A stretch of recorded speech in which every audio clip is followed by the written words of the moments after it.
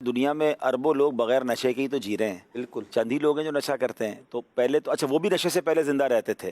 یہ بات ضرور ہے کہ جب نشہ لگ جاتا ہے تو اس کو چھوڑنا مشکل ہوتا ہے, لیکن اس کے جو نقصانات ہیں, اس کے جو بھی اس کے کانسیکوینسز ہے دنیاوی بھی اور اخروی بھی, یعنی شریعت کو کس قدر یہ ناپسندیدہ ہے, جہنم میں لے جانے والا کام ہے. یعنی نشہ ہی تو ایسا لگتا ہے دنیا میں بھی جہنم میں اور آخرت میں بھی جہنم میں, کیونکہ یہاں بھی اینڈ آف دا ڈے اس کے ساتھ وہ بیماریاں لگ جاتی ہیں, معاشرے میں اس کا وہ حال ہو جاتا ہے, آگے جا کے کینسر کے امراض کو گندی نالیوں پہ پڑے ہوئے نظر آتے ہیں, تو خاندان میں بھی اس کی کوئی ویلیو نہیں ہوتی, اور آگے جا کے جو جہنم کا عذاب. آپ خاص طور پہ اگر شراب کی بات کریں تو نبی پاک علیہ الصلوۃ والسلام نے حدیث پاک میں 10 قسم کے لوگوں پر لعنت فرمائی. شراب پینے والا, پلانے والا, اٹھانے والا, لانے والا, خریدنے والا, بکوانے والا, ایچ اینڈ ایوری بڈی جو اس سے کنیکٹڈ ہو جاتا ہے اس پر لعنت ہے. تو آپ سوچیں کہ یہ نشے والی چیزیں کس قدر سخت ناپسندیدہ ہیں.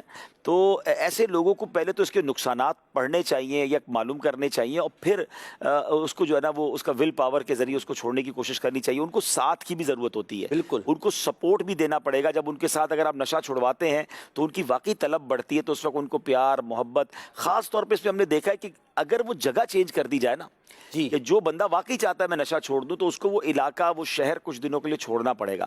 بہت اچھا طریقہ ہے. اگر وہ بچنا چاہتا ہے تو کسی ایسے مقام پہ چلا جائے, بدری قافلے میں چلا جائے, کوئی لمبے بدری قافلے میں چلا جائے, اور ایسی جگہ جائے جہاں یہ چیزیں ملے نا. کہتے ہیں نا گناہ کا موقع نہ ملنا بھی یہ بڑی نعمت ہے, بہت بڑی نعمت. کیونکہ اچھا پھر ایسا بہت بار ہوا, ہم نے نگران شورا نے بتایا تھا پچھلے دنوں, وہ جو نشہ والوں کو جو سینٹر بچاتا ہے, جو کیور کرتے ہیں ان کو, جو علاج جو ریہیبلیٹیشن کرتے ہیں, تو ان سے نگران شورا نے پوچھا کہ آپ کو کیا لگتا ہے کہ جو آپ کے پاس سے علاج کر کے جاتے ہیں واپس وہ آتے ہیں؟ تو انہوں نے بڑا پیارا جواب دیا کہ جو اپنا ماحول بدل لیتے ہیں نا وہ نہیں آتے, جو واپس اسی ماحول میں جاتے پھر آتے ہیں. بالکل صحیح. کہ وہاں جا کر پھر وہی دوست مل جاتے ہیں, پھر ان کو نشہ ملنا شروع ہو جاتا ہے. اور یہاں میں اللہ کرے کہ کچھ عہدیداران اور حکومتی افراد سن رہے ہوں, دیکھیں نشہ جو ہے نا اس کو ختم کرنے کی بڑی ذمہ داری حکومت. صحیح بات ہے. آپ اس کی سپلائی روک دیں نا, جب سپلائی رک جائے گی تو انشاءاللہ چیزیں ختم ہو جائیں گی. ہمارے نوجوان بتایا جاتا ہے اسکولوں میں, کالجز میں, خاص طور پہ یونیورسٹیز میں 15 سے 20% نوجوان وہ اس مرض میں مبتلا ہیں کہ الگ الگ قسم کے نشے آ گئے ہیں.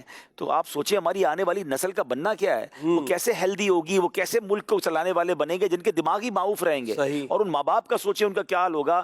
کاش یہ حکومتی عہدیداروں کو سمجھ آ جائے. آپ سوچیں اگر آپ کے گھر میں کسی آپ کے بچے کو لت لگ جائے پھر آپ کو کتنی تکلیف ہوگی. اور ہم نے ایک بات دیکھی ہے محسن بھائی, گورنمنٹ چاہے نا تو ہر کام ہو سکتا ہے. ہم نے دیکھا کچھ کام ہم سمجھتے نہیں ہو سکتا, مگر جس دن کوئی سختی ہوتی ہے تو سارے لوگ سیدھے ہو جاتے ہیں. بالکل. دنیا بھر میں لوگ رات 3 بجے سگنل پہ کھڑے ہوتے ہیں. کیوں کھڑے ہوتے ہیں؟ کوئی دیکھنے والا نہیں, پتہ ہے کیمرہ ہے, تصویر کھینچے گی, فائن لگ جائے گا. آپ پکڑنا شروع کریں, آپ روک تھام شروع کریں, یہ معاشرہ نشے سے پاک ہو سکتا ہے.